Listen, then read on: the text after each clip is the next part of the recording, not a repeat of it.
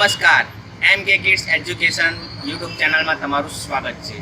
આ ચેનલની અંદર તમને એજ્યુકેશનના વિડીયો જોવા મળશે, તો આજે સબસ્ક્રાઇબ કરો એમ કે કિડ્સ અને જોતા રહો.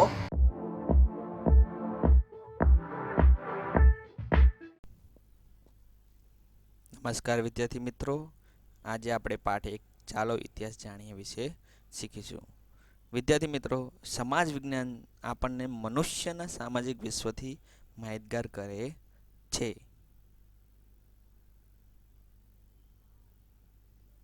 તે ભૂગોળ, અર્થશાસ્ત્ર, સામાજિક પરિસ્થિતિ અને સંસ્થાઓ, રાજકીય પ્રવૃત્તિઓ અને સંગઠનોની આપણને જાણકારી આપે છે. ઇતિહાસ વિષય સિવાયના સમાજ વિજ્ઞાન આપણને વર્તમાન સમાજ જીવનનો પરિચય કરાવે છે. એટલે કે ઇતિહાસ સિવાયના જે પણ વિષય છે એ આપણને ફક્ત વર્તમાનનું જ માહિતી આપે છે, જ્યારે ઇતિહાસ માનવ સમાજના ભૂતકાળની માહિતી આપે છે કે જેની મદદથી આપણે વર્તમાન કાળને જાણી શકીએ છીએ.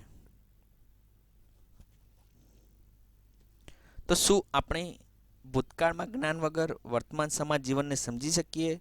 એ આપણા મનમાં પ્રશ્ન થાય.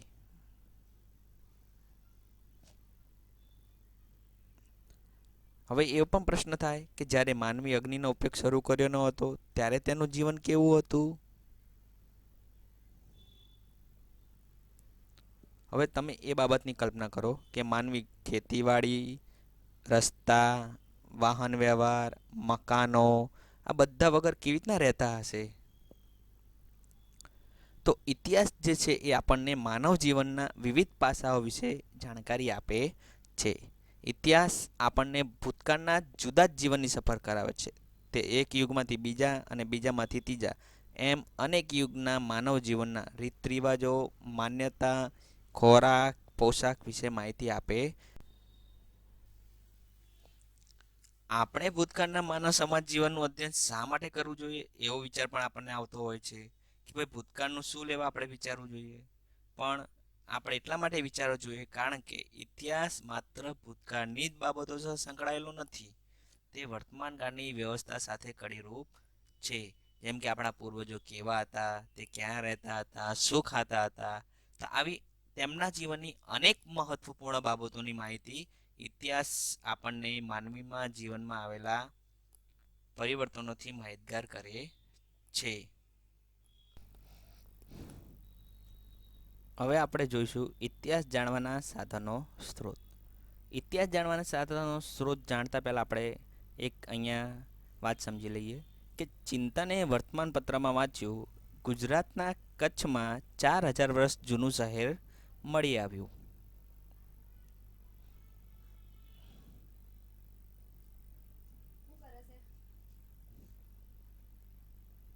તેને આશ્ચર્ય થયું કે આપણે કેવી રીતે જાણી શકીએ કે આ શહેર 4000 વર્ષો જેટલું જૂનું છે.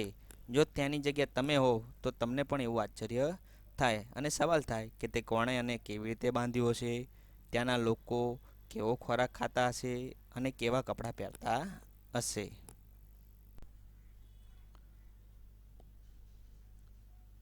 તો આવા ઇતિહાસ જાણવાના ઘણા સ્ત્રોત છે, જેમ કે મંદિરો, વાવ, કૂવા, માટીના વાસણો, ડાયરી, જૂના સિક્કા, માટીના રમકડા, તાડપત્ર, ભોજપત્ર, અભિલેખ વગેરે.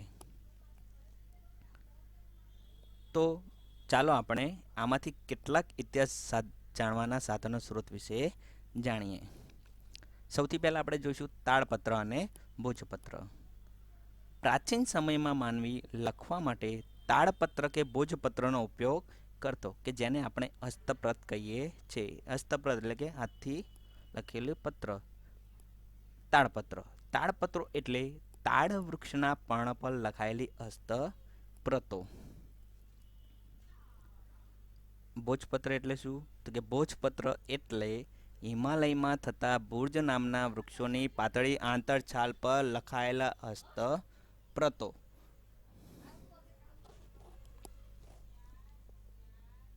તાડના પર્ણ પર અને ભુર્જ જેવા વૃક્ષોની છાલ પર તેઓ હસ્તપ્રત લખતા અને તેના ઉપરથી આપણને તેમની ભાષા અને જીવન જીવવાની પદ્ધતિની જાણકારી મળે છે. તાડપત્ર અને ભોજપત્ર પર લખેલી હસ્તપ્રતોમાંથી ભારતના પ્રાચીન યુગના માનવી વિશે આપણને માહિતી મળે છે.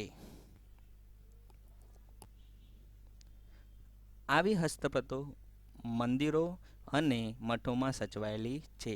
તેમાં સંસ્કૃત, પ્રાકૃત અને તમિલ ભાષામાં લખાણ મળે છે. કવિતા, નાટકો, વાર્તાઓ અને મહાકાવ્ય પણ આવા તાડપત્ર અને ભોજપત્ર પર મળી આવ્યા છે.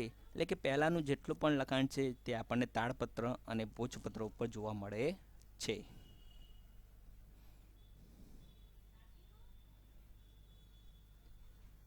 આ સિવાય તે પોથી સ્વરૂપે એટલે કે ચોપડી સ્વરૂપે પણ સચવાયેલી છે, જેમાં ધાર્મિક રીત રિવાજો, સામાજિક માન્યતાઓ, રાજાઓની જીવનશૈલી, વિજ્ઞાન, શિક્ષણ, દવાઓ, પ્રાણીઓ દરેક વિશે આપણને મોટા પ્રમાણમાં માહિતી મળે છે. હવે આપણે જોઈશું અભિલેખ. ધાતુઓ અને પથ્થર પર કોતરેલા કે લખેલા લેખ અભિલેખ કહેવાય છે અને આપણે અભિલેખોમાંથી પણ ઇતિહાસ જાણી શકીએ છીએ.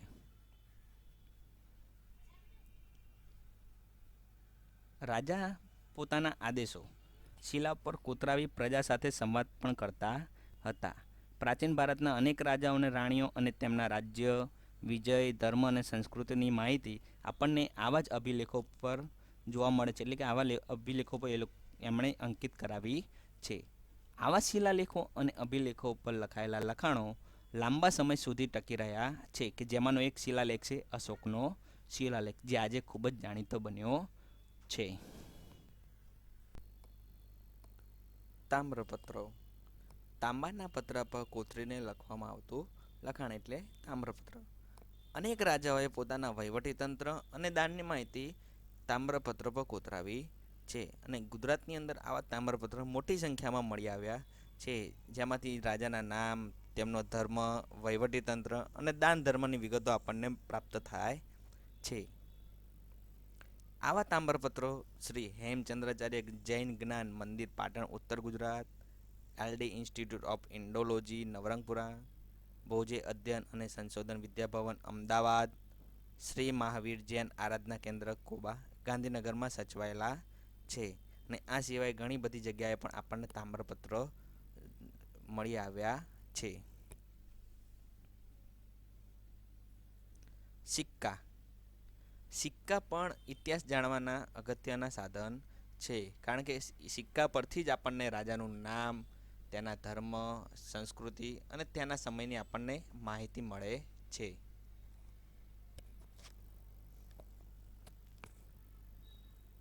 ભારતમાં ઈસવીસન પૂર્વે 5મી સદીના પંચમાર્ક સિક્કા મળી આવ્યા છે, જે સૌથી જૂના સિક્કા છે.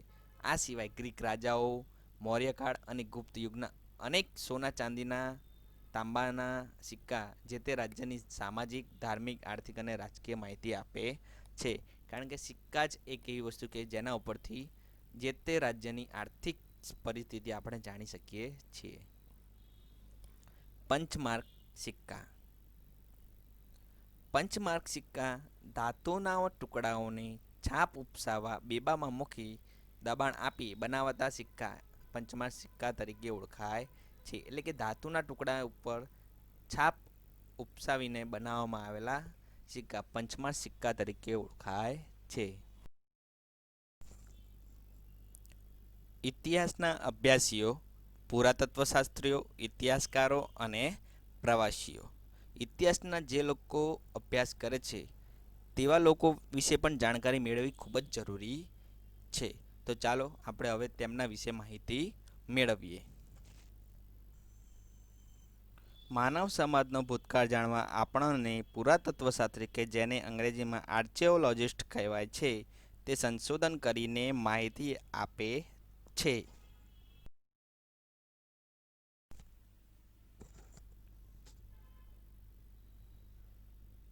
તેઓ પ્રાચીન સ્થળો પર જઈ ઉત્ખનન કરીને મકાનો, સિક્કા, ઈંટો, પથ્થરો, ઓજારોના નમૂના, મનુષ્ય અને પ્રાણીઓના હાડકાં વગેરે શોધીને તેનો અભ્યાસ કરી તે સમયના માનવ સંસ્કૃતિને આપણને અવગત કરાવે છે. એટલે કે જે તે સમયની વસ્તુઓ પર સંશોધન કરીને આપણને માહિતી પૂરી પાડે છે.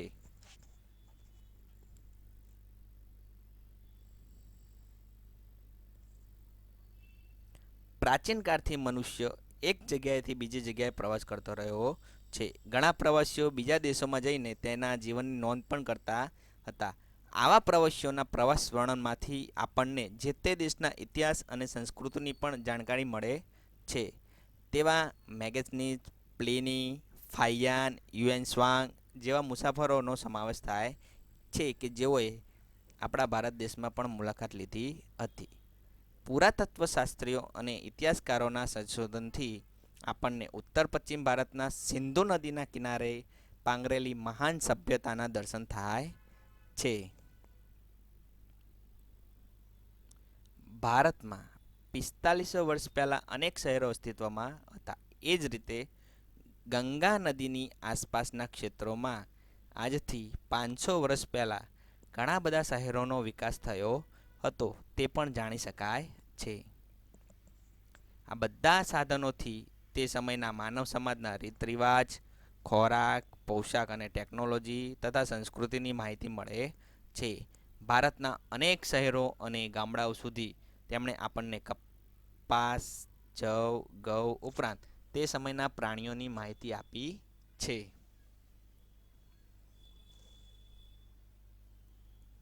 ઇતિહાસકારો ભૂતકાળનું અધ્યયન કરનારા મહત્વના વિદ્વાનો છે. તેઓ મળી આવેલા સાધનોનું વર્ગીકરણ કરે છે, તેના ઉપર સંશોધન કરે છે, તો દસ્તાવેજો અને અભિલેખોમાંથી માહિતી એકત્રિત કરે છે અને પછી યોગ્ય રીતે આલેખન કરે છે. પુરાતત્વશાસ્ત્રીઓ અને ઇતિહાસકારો ભૂતકાળને આપણી સમક્ષ જીવંત કરે છે. એટલે કે તે ભૂતકાળની માહિતીનું આપણી સામે એ રીતે વિશ્લેષણ કરે છે કે જેનાથી આપણને ભૂતકાળ અત્યારે જોઈ એવું આપણને લાગે છે. ભૂમિનું નામ. મિત્રો, આપણે આપણા દેશને બે નામથી ઓળખીએ છીએ, ઇન્ડિયા અને ભારત. ઇન્ડિયા શબ્દ ઇન્ડસ પરથી ઉતરી આવેલો છે કે જેને સંસ્કૃત ભાષામાં સિંધુ કહેવાય છે. પ્રાચીન ઈરાન અને ગ્રીસના લોકો સિંધુ નદીથી પરિચિત હતા. તેઓ આજથી 2500 વર્ષ પહેલાં તે પ્રદેશના સંપર્કમાં આવ્યા હતા.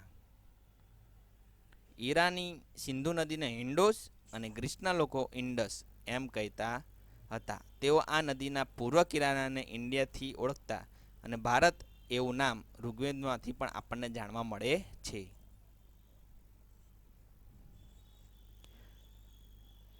હવે બીજી એક વાત કરીએ તો ભરત નામનો માનવ સમૂહ ઉત્તર પશ્ચિમ ભારતમાં આવીને વસેલો. તેમના નામ પરથી આપણો દેશ ભારત તરીકે ઓળખાય છે.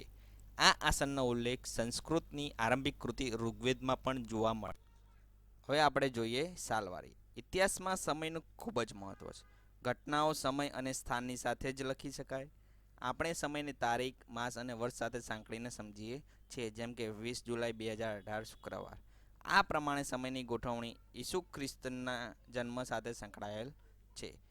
ખ્રિસ્તી ધર્મના સ્થાપક ઈસુ ખ્રિસ્તના જન્મને દુનિયાના કાળ ગણના સાથે જોડવામાં આવે છે. આપણે ઈસવીસન એટલે એડી, અંગ્રેજીમાં આપણે એડી એટલે કે ઈસવીસનને અંગ્રેજીમાં એડી અને એને કે પૂરું નામ છે એનો ડોમિની એટલે ઈસુ ખ્રિસ્તના જન્મ પછીના વર્ષો.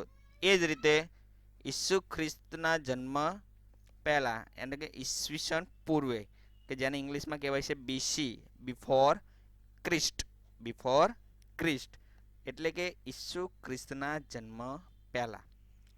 હવે આ એડી અને બદલે સી અને બીસીને બદલે બીસી પણ લખાય છે. સીઈ એટલે કોમન ઇરા, સામાન્ય કે સાધારણ યુગ. સીઈ એટલે બિફોર કોમન ઇરા, સામાન્ય કે સાધારણ પૂર્વ યુગ.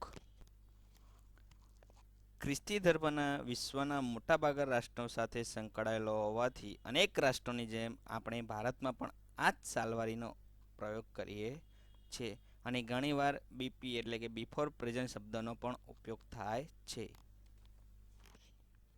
વિદ્યાર્થી મિત્રો, આ પાઠ તમે સરળતાથી શીખ્યા હશો એવી આશા રાખું છું.